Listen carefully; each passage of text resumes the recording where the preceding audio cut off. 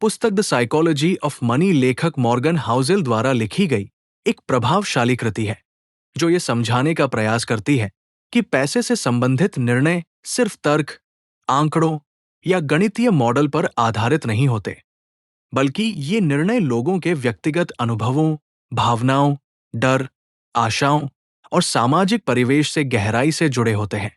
लेखक इस पुस्तक में बार बार ये बात स्पष्ट करते हैं कि धन के साथ व्यवहार एक भावनात्मक विषय है और इसमें मनोविज्ञान की भूमिका अर्थशास्त्र से कहीं अधिक है। पुस्तक का पहला अध्याय कोई भी मूर्ख नहीं इस विचार की बुनियाद रखता है कि हम सब पैसे से जुड़े निर्णय अपने जीवन के अनुभवों की रोशनी में लेते हैं। जब हम दूसरों के आर्थिक फैसलों को समझ नहीं पाते तो उन्हें गलत या मूर्खतापूर्ण कह देते हैं।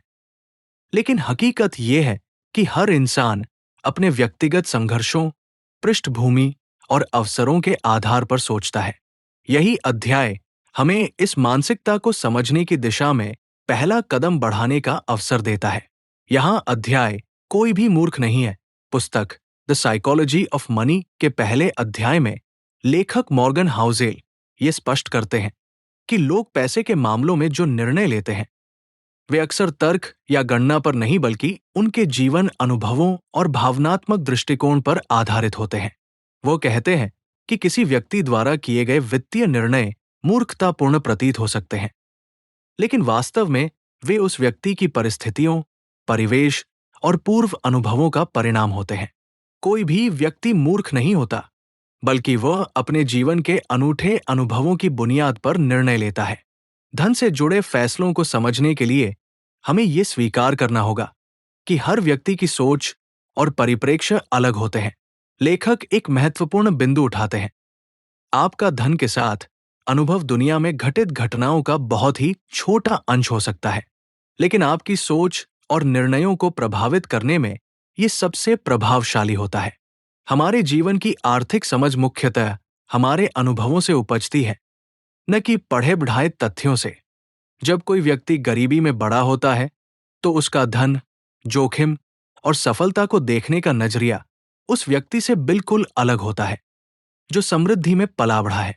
जिस व्यक्ति ने वित्तीय संकट या मंदी का प्रत्यक्ष अनुभव किया हो, वो उन अनुभवों को कभी नहीं भूलता और उसकी सोच हमेशा सतर्क बनी रहती है।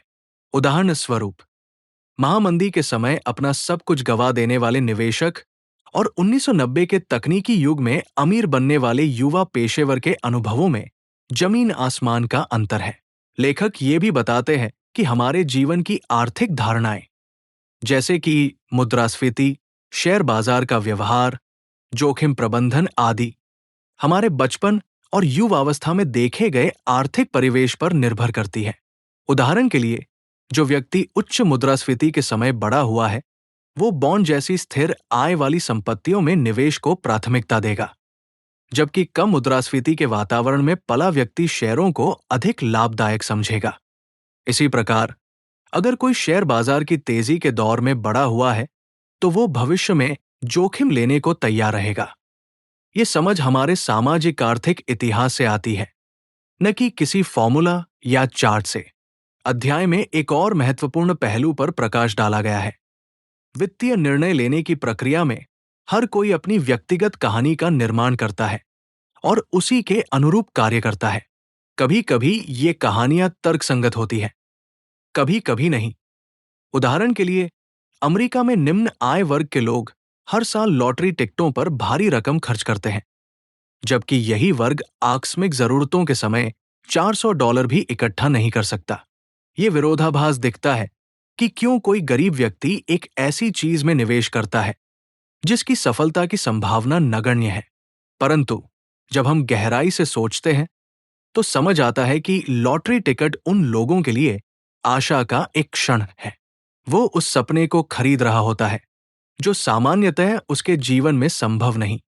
अमीर व्यक्ति शायद इस मानसिकता को मूर्खता कहे, पर वो पहले से ही उस सपने को जी रहा है जिसकी ओर गरीब व्यक्ति देख भी नहीं सकता।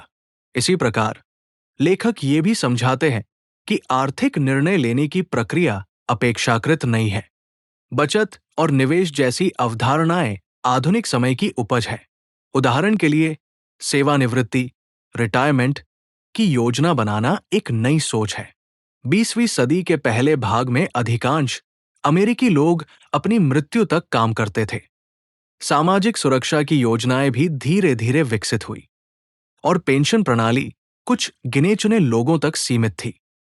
401 के जैसी योजनाएं 1978 के बाद ही अस्तित्व में आई।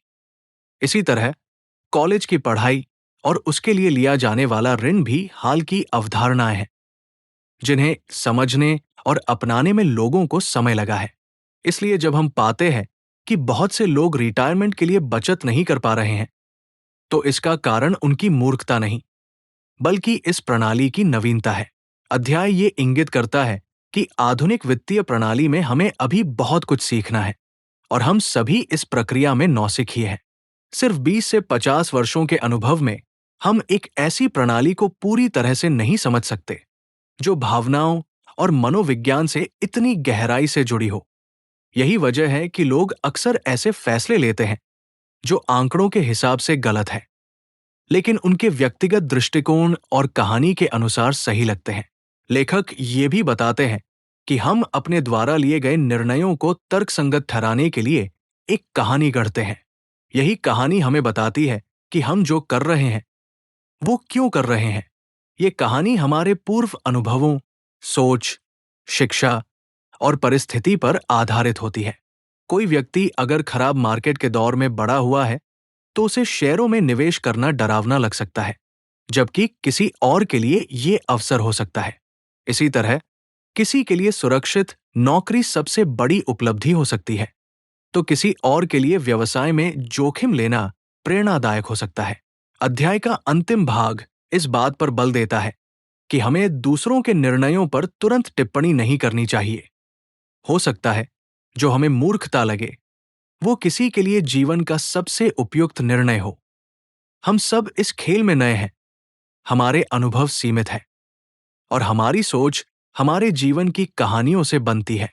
अतः जब हम किसी के वित्तीय व्यवहार को मूर्खतापूर्ण कहने लगें, तो हमें रुककर सोचना चाहिए कि शायद वह उस व्यक्ति के लिए एक जरूरी विकल्प था। इस पूरे अध्याय की मूल भावना यह है कि धन के मामले में एक ही समाधान सभी पर लागू नहीं होता। हर व्यक्ति की आर्थिक सोच उसके अनुभव, पारिवारिक पृष्ठभूमि, सामाजिक व्यवस्था और देशकाल पर आधारित होती है।